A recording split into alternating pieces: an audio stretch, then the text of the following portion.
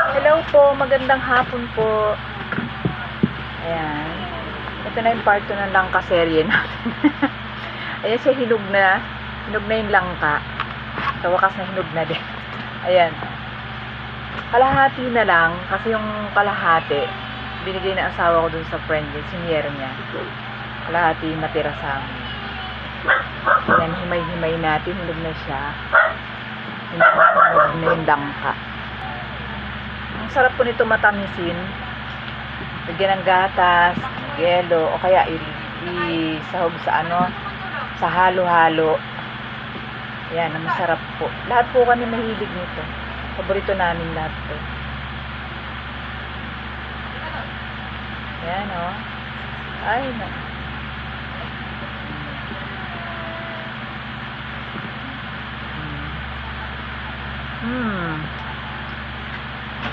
Tamis.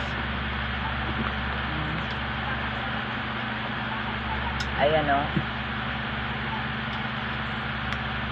Yung buto ilalaga ko. Kasi masarap din yung buto. Ilalaga. Ayan po.